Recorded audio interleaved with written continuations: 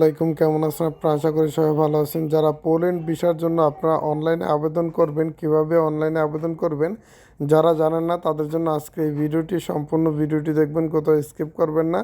Skip করলে আপনি কোনো কিছু বুঝতে পারবেন না কিভাবে পোল্যান্ডের ভিসার জন্য আপনার আবেদন করবেন।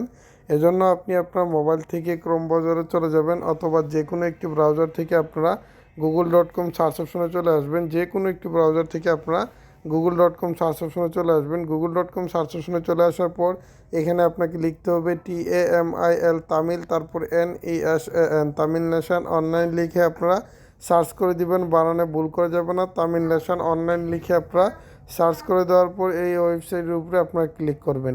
এই ওয়েবসাইটের উপরে ক্লিক করার পর এখান থেকে থ্রি ডট আইকনে ক্লিক করবেন। ক্লিক করার পর এখান থেকে আপনারা ইউরোপ ভিসা ইনফোতে চলে যাবেন।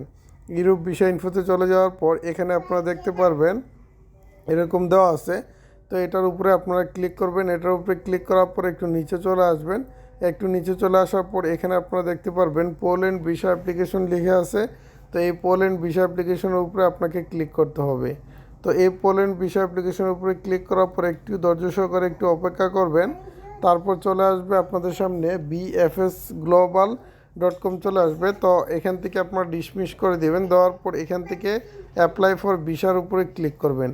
অ্যাপ্লাই ফর ভিসার উপরে ক্লিক করার পর এখান থেকে আপনারা আইডেন্টি ভিসা টাইপের উপরে ক্লিক করবেন। আইডেন্টি ভিসা টাইপের উপরে ক্লিক করার পর এখান থেকে how to long the application my take এটার উপরে ক্লিক করবেন।